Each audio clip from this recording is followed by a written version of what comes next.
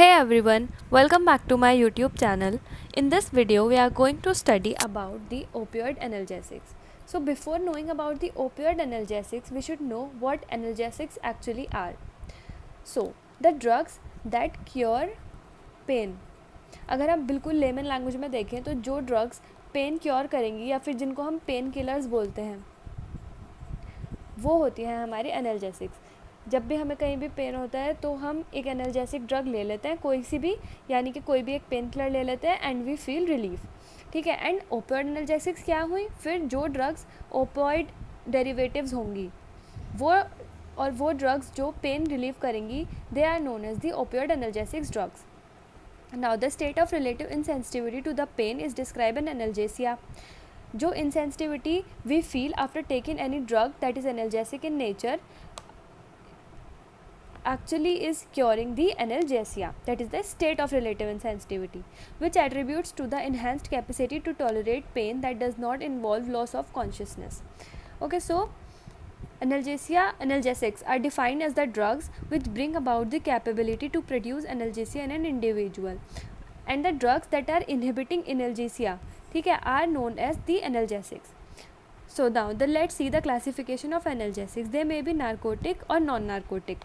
The compounds which have been derived from opium or are structurally or chemically similar to morphine are known as opiates. सो अब हमारा जो classification है analgesics का, वो या तो नारकोटिक होगा या फिर नॉन नारकोटिक होगा. तो अगर हमारा जो कंपाउंड है वो ओपियम का डेरिवेटिव है, यानी कि स्ट्रक्चर उसका मॉर्फिन से सिमिलर है, तो फिर हम उसे बोलेंगे opiates. All other compounds which can not resemble with morphine structurally और chemically but produce similar pharmacological actions to that of morphine are called opioids.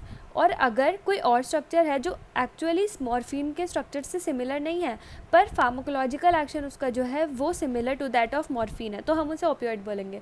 Pharmacological action मतलब वो एक्शन जो एक्चुअल में डिज़ायर्ड एक्शन है जिसके लिए हम कोई भी ड्रग दे रहे हैं. अगर हम हमारे हेडेक है और अगर हम कोई डिस्प्रिन दे रहे हैं किसी को, तो जो वो सर का दर्द ठीक होना है, that is the pharmacological action of that particular drug.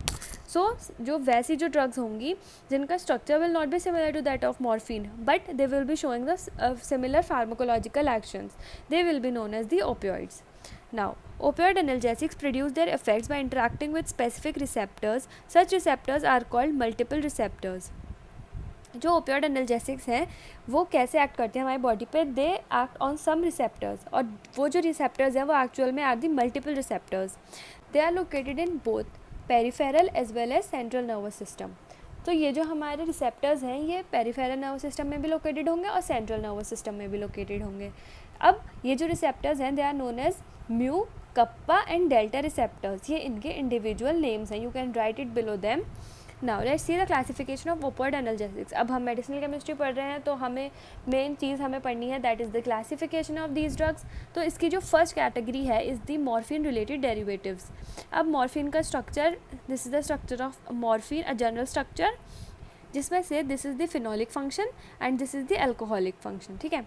Now morphine derivatives. अब यहाँ पे जो हमारा ग्रुप है, यहाँ पे हमारे अगर ये आर ग्रुप पे कोई दूसरा ग्रुप आकर प्रेजेंट हो जाएगा तो it will become the morphine derivative. अब हम देखते हैं यहाँ पे आर और आर डैश की पोजीशन पर हम क्या क्या अगर सब्स्टिट्यूशंस करेंगे तो हमें कौन कौन से कंपाउंड्स ऑब्टेन होंगे. ठीक है. तो अगर हम यहाँ पर R की जगह पर CH3 लगा देंगे और R की जगह पर यहाँ पे एक हाइड्रोजन आइटम आ जाएगा तो हमें मिल जाएगा कोडीन. बस पूरा स्ट्रक्चर सिमिलर रहेगा, only the differences will be in the presence of this alkyl group substitution. Okay. अगर हम यहाँ पर इथाइल ग्रुप अटैच करें और यहाँ पर रहेगा हमारा हाइड्रोजन तो हमें मिलेगा ethyl morphine. Similarly COCH3 at the position of R and hydrogen at the position of R dash, we will be obtaining acetyl morphine. And OCOCH3 and OCH3 at both the R and R dash positions, then we will be obtaining heroin, that is the diacetyl morphine, a very common drug that is usually found in most of the areas. Now the second category is the synthetically modified morphine and codeine compounds. For example, ethyl morphine, acetyl morphine, heroin.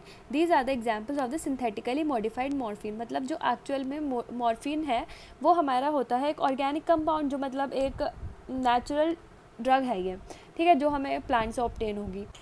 पर अगर हम उसके structure में कोई भी modification करेंगे in laboratory, then it will be the synthetically modified morphine and codeine derivative. Okay, now third category is the purely synthetic opioid analgesic. इसके examples में we have pethidine and methadone pentazocine. This is the structure of pethidine, methadone and isomethadone and pentazocine. अब these structures look a bit complex, but अगर हमें ये learn करने हैं, मतलब learn तो हमें करने ही है नहीं हाउ, अगर हम मेडिसिनल केमिस्ट्री पढ़ रहे हैं तो we should know the structure of a drug, क्योंकि उसके बिना हम आगे कुछ पढ़ नहीं पाएंगे. तो क्या तरीका है ड्रग्स की स्ट्रक्चर लर्न करने का? I have already told in the previous videos and I am again telling that इसकी हमें प्रैक्टिस करनी होगी as much as we can. तो जितनी बार हम इस स्ट्रक्चर को अपनी कॉपी में ड्रॉ करेंगे उतना ज़्यादा हमारे दिमाग में इसका स्ट्रक्चर फीड हो जाएगा, और ऐसे ही फिर हम जब भी उस ड्रग का नाम सुनेंगे तो हमें ऑटोमेटिकली वो ड्रग का स्ट्रक्चर याद आ जाएगा. ओके, नाउ लेट्स सी कि mechanism of action of opioid analgesic क्या है. अभी हमने ये तो देख लिया कि उसके स्ट्रक्चर्स क्या क्या हैं, उसमें ड्रग्स कौन कौन सी आती हैं. अब हम देखते हैं कि वो जो ड्रग्स हैं वो एक्चुअल में वर्क कैसे करती हैं.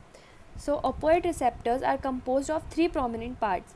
जो हमारे ओपियोइड रिसेप्टर्स होते हैं उनके 3 प्रोमिनेंट पार्ट्स होंगे, a flattened part, a hollow portion and an anionic part. Okay, so जब सबसे पहले जो हमारा फ्लैटेंड पार्ट है वो क्या करता है, it hold the aromatic portion of an analgesic molecule through the van der Waals forces. वो हमारा क्या करेगा, जो हमारा एरोमेटिक पोर्शन है, मतलब जो हमारा बेंजीन रिंग कंटेनिंग वाला पोर्शन, इस तरह के जो पोर्शन होगा, we all know what the aromatic substances, aromatic structures are of an analgesic molecule through van der Waals forces. तो ये हमारे स्ट्रक्चर्स को होल्ड करा हुआ है by the help of the van der Waals forces. Next is the hollow portion or the cavity. It accommodates ethylenic bridge. अब हमारे structure में जो हमारा ethylenic bridge है उसको होल्ड क्या कर रहा है, हमारा hollow portion or the cavity. Next is anionic part. What is it doing? It is holding the tertiary nitrogen which is ionized at the physiological pH. The pKa, that is the partition coefficient values, that is 7.8 to 8.9 of most of the analgesics, which confirms that the presence of tertiary nitrogen in ionized as well as unionized form as such pH. Consequently, they cross the blood-brain barriers and free the bases, but binding with receptors occur in ionic forms. The opioid analgesic receptors have highly stereospecific orientation with respect to the above 3 parts that we have studied. तो इसकी जो main mechanism अगर हम एक word में देखें, it can be, it bind to the opioid receptors and block the neuronal pain transmission by inhibiting the ion channels. कैसे कैसे कर रहा है, इसका काम क्या है, it is inhibiting the neural pain transmission by 3 steps. That is, one is the inhibiting ion channels, next is it is increasing the potassium flux, and third is it is inhibiting the adenylyl cyclase. Now let's see the structure activity relationship of the opioid analgesics. Structure activity relationship में we will be seeing that अगर कोई हमारा structure है, morphine का derivative है, हमारा कोई भी स्ट्रक्चर है, कोई से भी ड्रग का या फिर कोई भी डेरिवेटिव्स का, तो उसके स्ट्रक्चर में अगर हम किसी भी पोजीशन पर कुछ भी सब्स्टिट्यूशन या फिर एलिमिनेशन कर देंगे तो हमारा जो ऑब्टेन्ड इफेक्ट होगा, द फार्माकोलॉजिकल इफेक्ट, वो क्या होगा और वो किस तरह से ऑल्टर होगा. सो SAR of morphine is studied with reference to the substitution at alcoholic, phenolic and tertiary nitrogen sites. अब हमारा जो ये तो स्ट्रक्चर है मॉर्फिन का, हमें पता है कि ये बेसिक स्ट्रक्चर है, ठीक है. तो एक्चुअल में जो हमारे सब्स्टिट्यूशंस हो रहे हैं वो कहाँ कहाँ हो रहे हैं, at the alcoholic, phenolic and the tertiary nitrogen sites, this and this sites. Okay, so first the methylated esterified oxidized or replaced with halogen, the C6 alpha hydroxyl group results in more potent compound. अगर हम ये substitution कर रहे हैं at the 6th carbon position, यहाँ पर मतलब R dash की जगह पे, तो हमारा जो कंपाउंड होगा it will be more potent, ठीक है.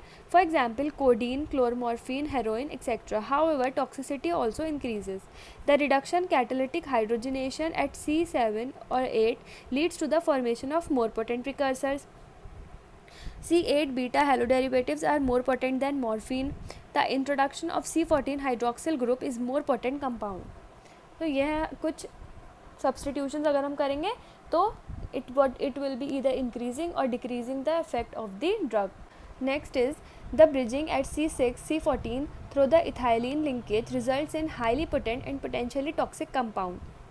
The intact benzene ring is essentially for the analgesic activity. Actual में what is the main moiety, that is the intact benzene ring. Any modification at C3 hydroxyl group reduces the activity except 1-fluorocodeine, which is equipotent to the codeine itself. Any further substitution in phenyl ring reduces the activity. The methyl and pentyl and hexyl chain at the tertiary end results in the opioid agonists. Agonist मतलब जो हमारे action को बढ़ा रहा है, trigger कर रहा है अपने साथ. ये बिल्कुल सिंपल टर्म्स में the structure activity relationship is given. I hope ये आपको नॉर्मल लैंग्वेज में समझ आ रही होगी. It can be the easiest form which can be. With N-phenyl ethyl group, the analgesic activity is increased. The N-alkyl and N-cycloalkyl methyl induce narcotic antagonistic properties to the molecule, that is against the action of a drug. Now let's see the pharmaceutical uses and marketed preparation of opioid analgesics. First is pethidine. It is primarily used as analgesic and in pre-anesthetic treatment. It is used to control shivering during recovery from anesthesia, particularly for the patients attending infusion, as a preferred analgesic during labor. तो जो हमारा pethidine है, it is the mostly used analgesic during the labor pain, and in it also inhibit the shivering that occur while giving the anesthetics. Next, market preparations of pethidine, we have pethidine hydrochloride. Next drug is the methadone. It is primarily as a substitution therapy of opioid dependency. अगर कोई हमारा आजकल तो हमें पता ही है कि drugs की डिपेंडेंसी कितनी ज़्यादा बढ़ गई है, तो अगर हमें वो हटवाने के लिए हम यूज़ करते हैं methadone. Okay, 1 milligram oral methadone for 4 milligram morphine as analgesic for similar conditions. इसकी मार्केट प्रिपरेशन में we have फाइसेप्टोन 10 milligram injection, 2 milligram per 5 ml Linctus. Okay, next drug is the pentazoin. It is orally effective. It is used as agonist as well as an antagonist. The oral concentration we give is 50 to 100 milligram, and parenteral we have 30 to 60 milligram. It can be given intramuscularly also and subcutaneous injection also. Next we have market preparation, in which we have the Fortwin, Pentawin, Seuswin, and in which Fortowin is a tablet. It is 25 milligram tablet. अब हम पढ़ते हैं सबसे worst part we can say of medicinal chemistry. इसको पढ़ने में सबसे ज़्यादा आफत आती है, that is the synthesis of the drugs. So first is the pethidine. ये हमारा पैथिडीन का स्ट्रक्चर है. Before learning the synthesis you should know the structure of the drug itself, ताकि हम उसके स्ट्रक्चर से ही हम आधा आइडिया लगा लेते हैं कि हम जो रिएक्टेंट्स लेने वाले हैं वो क्या लेने वाले हैं. Okay, so let's see. First synthesis of pethidine, I will be telling you 1 to 2 or 3 methods of synthesis. You just need to note down only any one of them, whatever you find easy as per your own convenience. So first is the from benzyl cyanide, in which we are taking benzyl cyanide and reacting it with N, dimethyl 2-chloroethylamine, and after certain intermediate products we will be ultimately obtaining the pethidine. So यह है एक reaction process by which we are obtaining the pethidine. You can note it down. The other one is by reaction of benzyl chloride with diethanolamine, in which we are reacting benzoyl chloride with diethanolamine, and after certain intermediate products we are obtaining other certain intermediate product. It is a very long reaction, and at the end we will be obtaining the pethidine.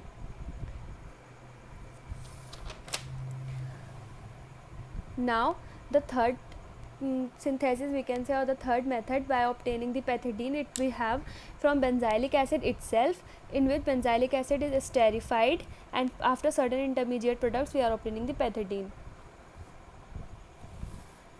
Next drug is the methadone. This is the structure of methadone. We need to memorize it.